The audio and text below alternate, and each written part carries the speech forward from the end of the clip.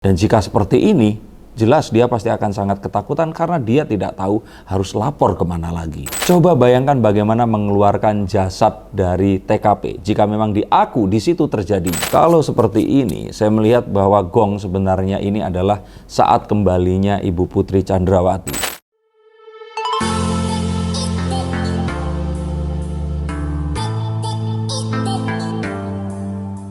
Halo Zensikers, kembali berjumpa bersama saya Denny Darko. Tidak ada yang namanya misteri, yang ada adalah tanda-tanda yang kita semua coba untuk mengerti. Betulkah Brigadir Joshua ini sudah mendapatkan firasat bahwa dia akan dihabisi dan dia tidak tahu harus lari kemana? Yuk kita akan lihat, kita coba akan bongkar melalui kartu saya.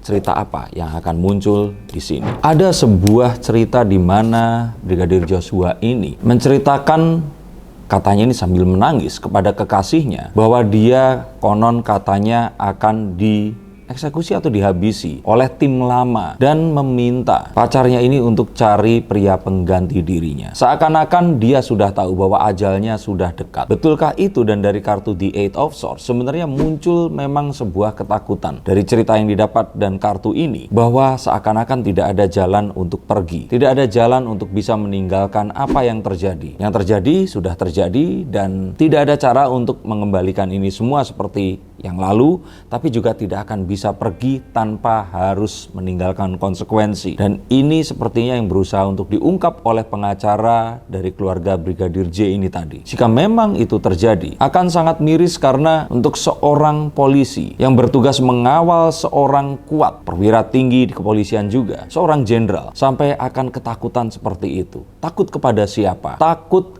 akan apa? Dan kemudian spekulasi netizen ini menyebar kemana-mana. Dan tidak hanya beberapa hari menjelang kematiannya tersebut, tetapi sepekan sebelumnya ini semua sudah terjadi. Dia berusaha untuk menghubungi secara sembunyi-sembunyi, dan dari ketakutannya ini, jika kita masyarakat biasa, kalau seandainya terjadi satu hal yang kita takutkan, kita akan cari perlindungan ke polisi kan. Nah ini polisi, dia sudah polisi, bingung mau cari perlindungan kemana. Karena biasanya kalau polisi mencari perlindungan, biasanya mereka ini mencari perlindungan ke yaitu divisi profesi dan pengamanan. Nah, kalau dia sampai ketakutan, tidak bisa melapor ke Propam, artinya apakah memang ada kaitannya dengan divisi Propam itu? Dan jika seperti ini, jelas dia pasti akan sangat ketakutan karena dia tidak tahu harus lapor kemana lagi. Bayangkan ketakutan dan dia tidak tahu harus kemana. Ini sepertinya adalah hal yang diduga dirasakan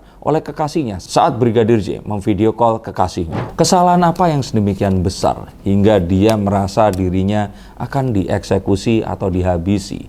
Pasti ini adalah sesuatu yang sangat besar, sesuatu yang pasti akan berhubungan dengan karir dan juga orang-orang yang ada di dekatnya.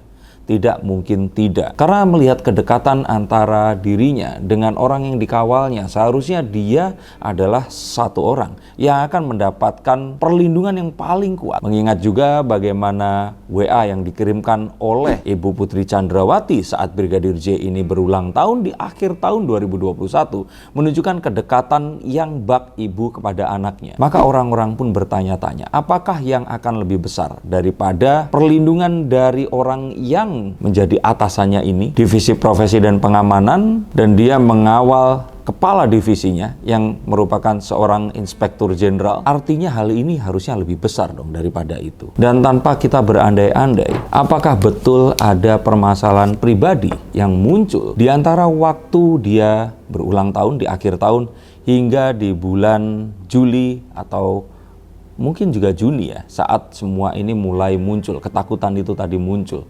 Apakah rentang waktu itu terjadi banyak hal yang terus kemudian membuat semua ini menjadi berbeda? Karena jika memang iya, ini pasti adalah satu hal yang sangat besar. Karena apa? Karena tidak tanggung-tanggung. Ada 25 polisi yang diamankan, diduga karena mereka melanggar kode etik. Jika polisi yang dimaksud ini adalah polisi yang sepantar atau pangkat sama, tunggu dulu. Ada 5 komisaris besar, ada 3 AKBP, ada 2 komisaris polisi, kemudian 7 perwira pertama, ada 5 bintara dan tamtama, dan 3 perwira tinggi bintang 1. Semua tergabung di divisi yang sama, divisi tempat Brigadir E ini bekerja, yaitu divisi Propam. Maka menjadi jelas ini adalah sebuah hal yang pasti masalah internal di dalam divisi tersebut.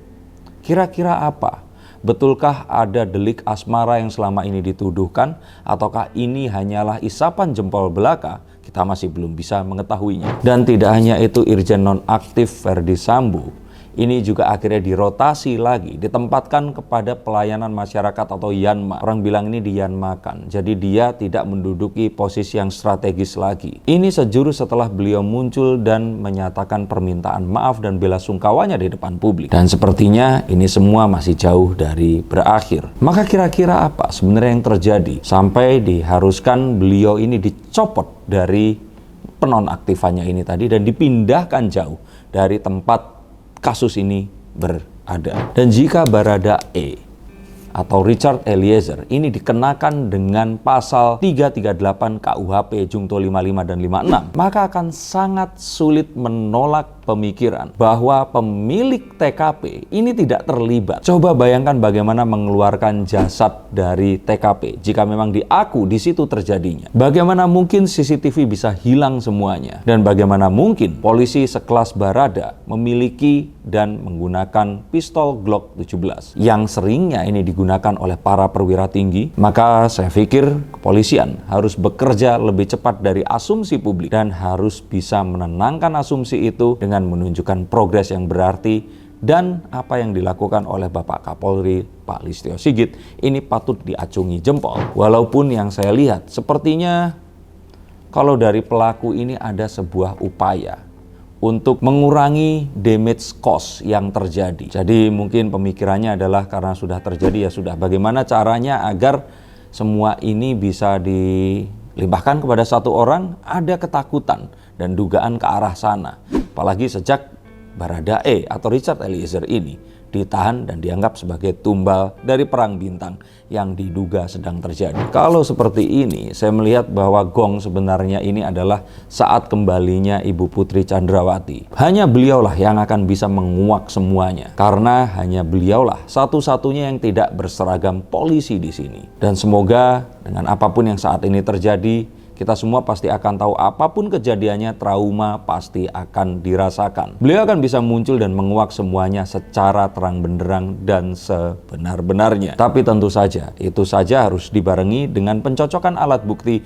dan juga identifikasi yang ada di lokasi. Dan jika ternyata Brigadir J kemarin ini ketakutan, menunggu waktu dan countdown karena merasa bahwa dirinya akan dieksekusi, maka sekarang semuanya berbalik. Pelaku dan orang-orang yang membantu pelaku ini tadi bisa melakukan tindak kejahatannya dan diduga melarikan diri, ini sedang menanti dan menghitung mundur waktu penangkapan dan penguakan mereka. Dan tinggal masalah waktu saja sampai akhirnya mereka akan tertangkap, semua akan dikuak, dan berapapun jumlah kepalanya, jika mereka bersalah, Polri pasti akan memenggalnya. Terdengar sangat ironis, tapi disitulah letak keadilan yang sebenarnya. Terima kasih sudah menyaksikan konten ini. Kita doakan Bapak Kapolri dan Kepolisian Republik Indonesia bisa menguak kasus yang saya yakin ini adalah kasus yang sangat bersejarah dalam Kepolisian Republik Indonesia sejak didirikannya hingga detik ini. Dan semoga ini akan memberikan citra kepolisian